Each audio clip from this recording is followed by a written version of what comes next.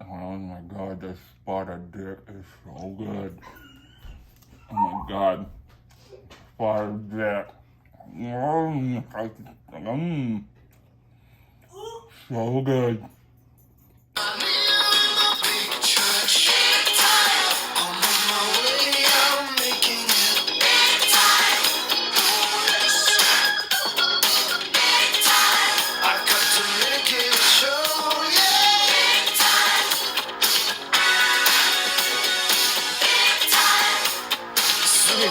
Crew, welcome back to the channel. Today's videos are going to be a good one by popular request, and by request I mean I've had quite a few people, friends of mine, request a Taste of Britain 2. More food coming up from across the pond, and for us Yanks, as they call them, to review. So before we get started, I'd like to thank our sponsors for the video, Elite Athletic Gear. Go to eliteathleticgear.com. They've got compression sleeves, headbands, necklaces, anything you want. Use the code MattyIce10 and tell them Matty Ice sent you. All right, the bills are paid. So without any further ado, break!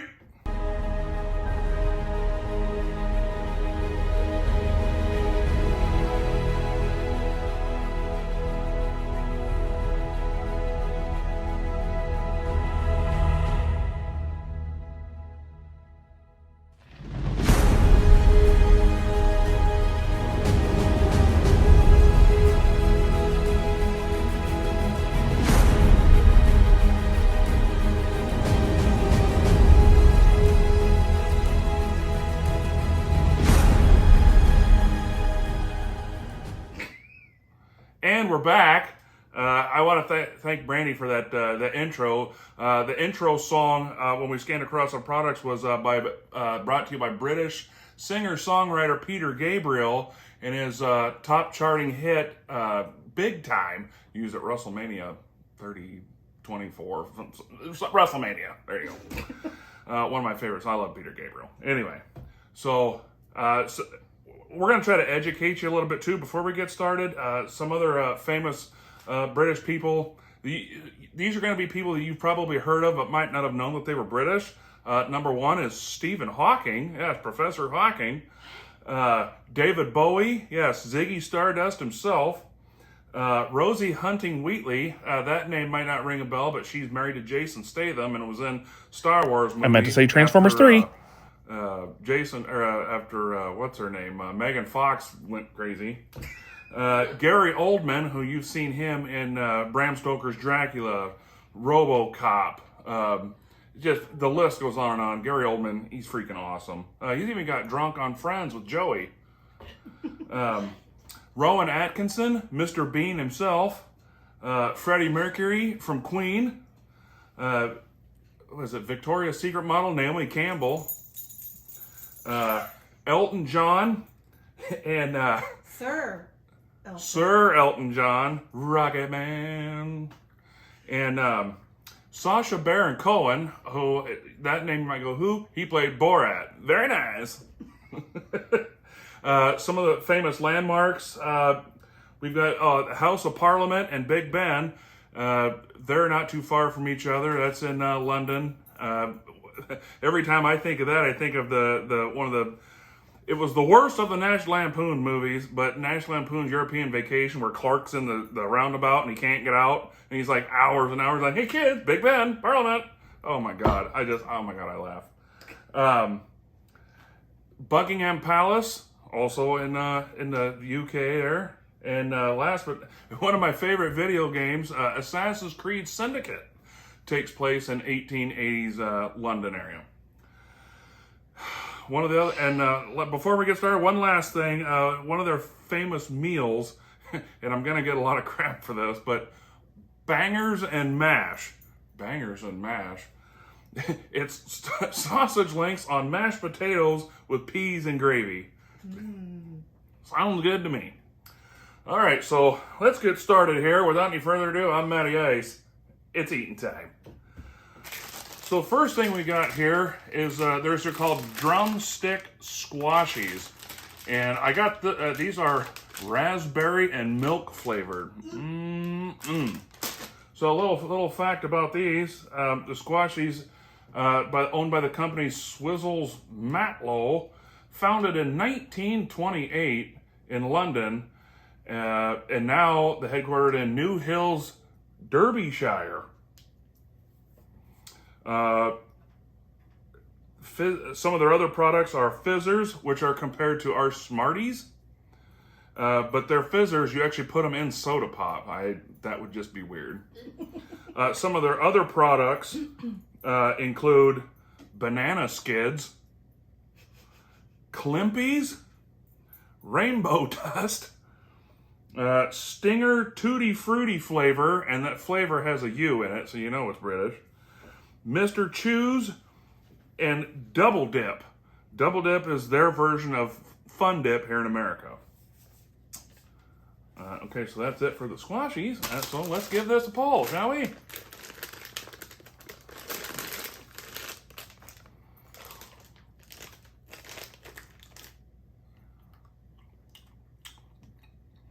Okay. Well, first they smell actually pretty sweet. They smell right. It has the consistency of like if you have a marshmallow out all day long. I mean, it ain't bad. Actually, these are actually pretty good. They're not bad. No, they are good. I'll have another one. These aren't bad at all. Reminds me of Laffy Taffy. But softer American Laffy Taffy is like hard. Chewing on shoe leather. Yeah. No, raspberry and milk. It's pretty good. So, next, Maynard's Bassett's Wine Gums. Ooh. Now. What's the alcohol content? It is. Bassett's, Maynard, and Lion all make versions of wine gums. It was created by Charles Gordon Maynard in 1909. The company is now owned by Mondelez International, which is headquartered in Chicago, Illinois, but they bought it from Cadbury in 2010. Cadbury. You know, Cadbury eggs and all that kind of stuff. So in these wine gummies, they're in the United Kingdom, the red colors are berry, strawberry, or raspberry, and when you find them here in America, they're cherry for some reason. They come in 5 shapes: kidney, crown, what the hell? Oh, rhombus, circle, and oblong. Those are shapes.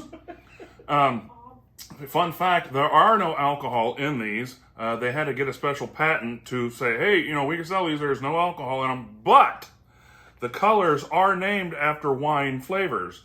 There is port, sherry, burgundy, claret, Rioja, Rioja, Merlot, or rum.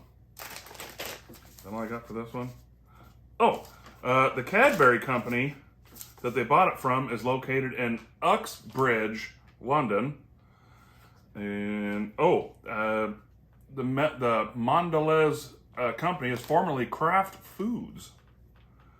Maynard Bassett's also some of their other products, which you might have heard of, Swedish Fish and Sour Patch Kids.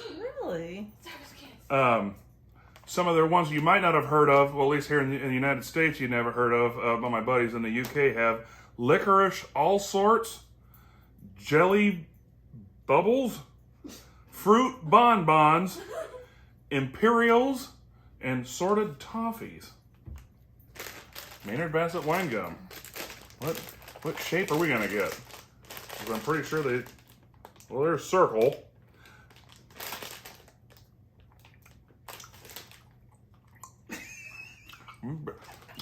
You know, in America, our fruit snacks are a lot chewier, they're a lot softer than this.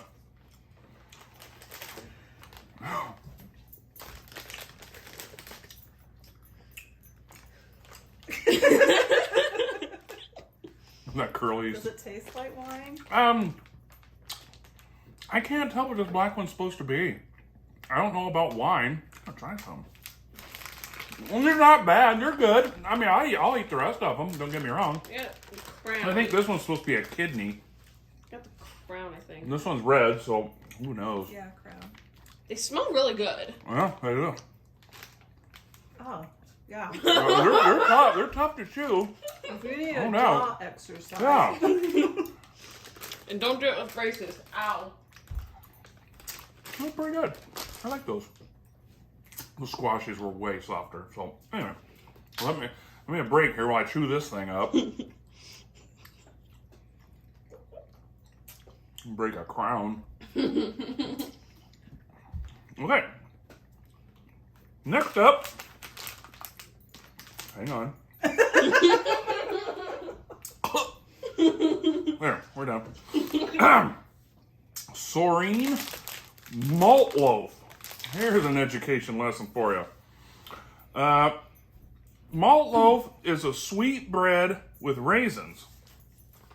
Malt extract is the main ingredient, black tea, and sugar and dried fruit. A U.S. patent was filed in 1889 by John Montgomery for making malted bread, and it was granted to him in 1890. And it also included a prior patent in Great Britain in 1886. The name Serene is it's a amalgamation of two names: Sorensen, the family that owned the company, and Green, their business partner when they started. Sorensen, Green, Serene. And this comes to you from Manchester, United Kingdom. Serene is currently owned by the UK food group Samworth Brothers since 2014.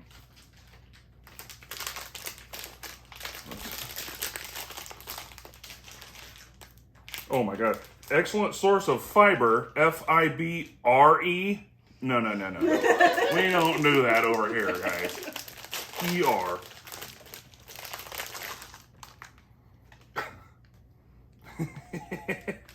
What's it smell like? Bread, but Oh. that's mold, people. So we will not be eating this. No. I apologize for that. Good times. You want to smell it? No. Um, How long it's just a sweet bread. I don't know. I've only had it like a week or so. Sweet bread with raisins is basically all that was. Sorry about that. Oh, it was good. It was good. Yeah. Okay, so last but not least, spotted dick. Before you get all giggity about that, it's an English steamed pudding drizzled with custard sauce. Now, I got this and there was no custard sauce, so I guess back in the 1800s, it was against the law to eat this without custard on it. They would, apparently the cops could come beat you with a wooden billy club. Why?